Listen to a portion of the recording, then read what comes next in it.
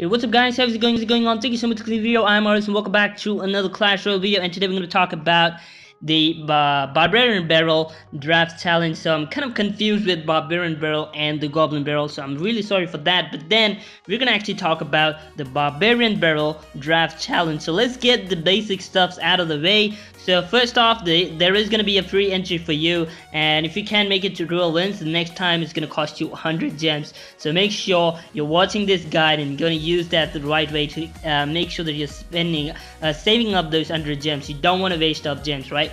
And the main concept about a draft challenge is that you'll be in a position to take 4 cards, and the opponent is going to give you 4 cards. So you'll be displayed with around 8 cards, out of which you have to select 4 cards, and the opponent will be going through the same scenario as well. He'll be displayed with 8 cards, and then he has to select 4 cards as well. So if the opponent actually selects 1 card, the card that is beside it will be actually given to you, and the same is with you as well. So you'll be displayed 2 cards at one point of time, and if you select 1 card, say card A, then the card B will be given to your opponent. So there is a lot of things that you actually need to understand when it actually comes to selecting the right card. That is the most important thing when it actually comes to winning the draft challenge itself. And one last thing is that if you can get it to 12 wins, you probably can unlock the Barbarian Barrel. So it's not yet launched, I mean it's not yet out for all of them to get it from the shop or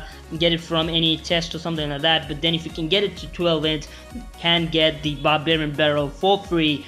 That's it. So let's get right into the guide, and let's just go through every single step one by one. So before I go through the steps, let me just explain you the Barbarian Barrel. So it's kind of like a log. It is almost having the same range. It has around 6.5 tiles and a width of around 4 tiles. So it will probably go through 6.5 tiles. It will not go as far as what the log will go. A log goes around 8 tiles, but then the Barbarian Barrel goes for just 6.5 tiles. So it will not be hitting the tower if you just dropping it from the bridge. It'll just hardly make it, and then the Barbarian has to keep it around a few steps to reach that tower itself. And the width is of course 4 tiles.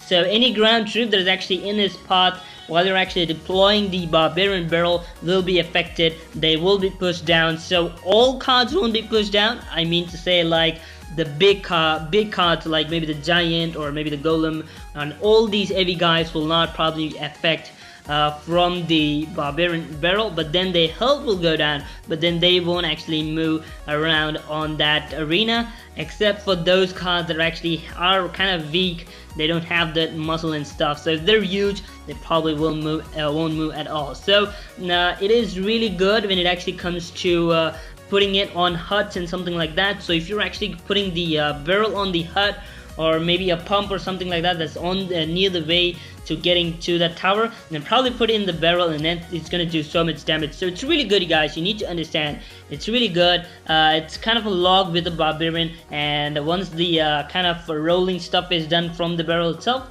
the Barbarian is gonna come out. He's again gonna be a decent level as well. So it's really good.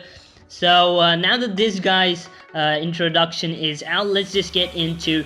So the first thing you need to keep in mind is selecting the right card. Now, if you're coming across a win condition meaning that the card will probably hit the tower at least once, those are the cards that you actually want to concentrate on. Win conditions are the ones that actually go for the tower and at least do a decent amount of damage, and they can probably take that tower down itself if they don't actually do anything for that tower. So it's really good. These are the cards that you actually want to concentrate on. These are the cards that actually will be giving you the lead. So make sure you're taking in the win conditions. Win conditions again are the cards that are actually going to hit the tower at least once throughout the whole game, at least once. Those are the cards that you actually want to concentrate on. So the win conditions are of course the Mega Knight, which of course will probably go through and do a lot of damage if he actually locks on to that tower. Again, we have the Miner, we have the Lava Hound, we have the Golem, the Graveyard, the Barrel, Goblin Barrel, the Hog Rider, and the Giant as well. Balloon comes into the category as well. So these are the cards that you actually want to select if you're coming across them when you actually have a chance to select amongst any of those cards, then these are the cards that you actually will be needing. So make sure you're actually selecting a win condition. Bottom line, get that win condition card into your pockets. So now that you've selected the right card, you need to also understand that giving up isn't all that matters. So make sure you're giving up the right card. It's not about giving the worst card and making sure that you're getting the best one. You need to make sure that the opponent is going to get the worst card possible. So if you're giving out the card, you probably can see from the top right corner the cards that you're actually given. So make sure that you're actually seeing that the cards that you're actually giving will not make a good combo from the cards that you actually have given already. So if it comes to cards like maybe a really good card and a really dumb card, make sure that you're actually having a counter for that as well. That's probably another tip. But then what you're going to give is again a big problem. So this is really complicated. You need to understand what you're giving is not going to be a big trouble for you. So make sure you're actually giving a thought for what you're actually going to give for your opponent. It's not about what you're going to get, it's about what you're going to give. So giving is the most important priority. Make sure you're giving him a dumb card that does not suit the deck itself. So that is what you want to concentrate on. So when it comes to selecting the cards again, there may be situations when there is a counter and a card itself. So say for example we have the Sparky and the Zap. So you have these two cards to select. Now of course these two are really good. This is going to be a tough choice for you. But then I would say you take in the counter, because if you have the Sparky and the opponent has the Zap, you probably will save that Zap down to just put that Zap to your Sparky itself. So it's going to be an easy counter for your opponent. It's probably going to do the damage that he actually wants. He's just going to put it right when the Sparky is going to hit the tower, and it's game over for you. The tower is actually going to hit it down by the time the Sparky actually initiates again. So when it comes to, again, the counter and the card itself, counter meaning the card that can actually take over the other card, the card that you're actually selecting, that is in our case the Sparky, make sure that you're actually taking in the Sparky. Another cool example will be against the Ice Spirit and the Fire Spirit. So you know who's the winner, the Ice Spirit of course. When it comes to Ice Spirit and Fire Spirit, make sure you're taking in the Ice Spirit rather than going in for the Fire Spirit, because Ice Spirit can counter Fire Spirit, but then Fire Spirit cannot counter on Ice Spirit. So again, make sure you're selecting the counter and not the card that you like. So when it comes to selection, again, you want to make sure that you're actually taking in the cards that are hard to counter.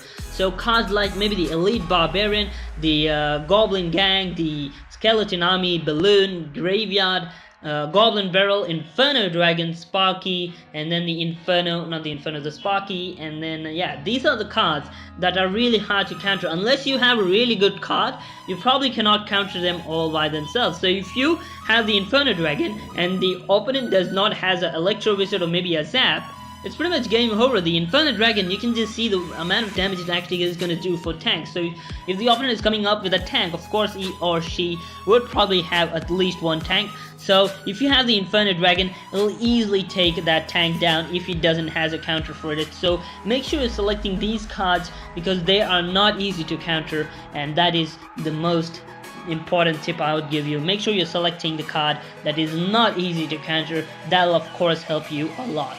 Another tip when it actually comes to selecting the cards is when it actually comes to your favorite card. So say for suppose your favorite card is the Hog Rider and you have the Witch as well. So the Witch again can easily counter the Hog Rider, right? But then it's a win condition. Of course, this is a tough choice to make.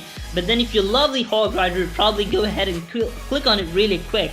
So say for suppose there is a Hog Rider and the biggest counter for it would be maybe a Sparky or something like that. So when it actually comes to Hog Rider and Sparky, Sparky can easily take down the Hog Rider, right? So make sure you're not going through your favorite card, rather going in for the one that actually is the best amongst the two, that actually has a counter for the other. So Hog Rider cannot probably do any damage for the Sparky itself, but then the Sparky can do the damage to the Hog Rider. So Hog Rider isn't a good option, Sparky is. So again, your favorite card, don't take it. And last tip, of course, is to take in spells. So if you're coming across Rocket, Lightning, Fireball, or Poison, just go for it. Just don't think anything, just go for it. There may be chances when you actually are coming up with a really tough matchup, and that is when these cards will really come in handy. I actually had a replay wherein I just finished off the opponent's base with just Rockets.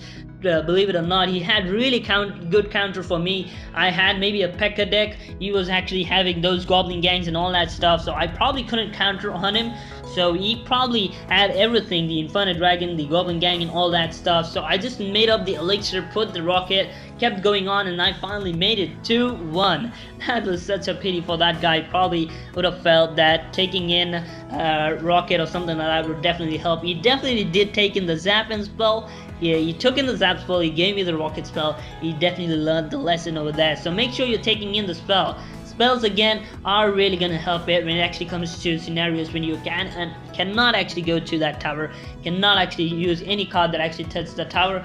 Then rockets again will come in really handy. So yeah, you guys, that's pretty much it. This is the basic stuff. So you need to make sure that you're actually keeping these tips in mind, and you probably can get those 2 events and unlock the Barbarian Barrel itself. He's a really cool card. He's really good. Maybe they'll actually do some changes, but then for now he's kind of decent. He's an epic card. He's kind of okay, and it's not a big problem. So yeah, thank you so much for watching, guys. Hopefully you enjoyed. Make sure you leave a like if you enjoyed this video. Also subscribe to the channel to try Clash of Clans or Clash Royale content every single day.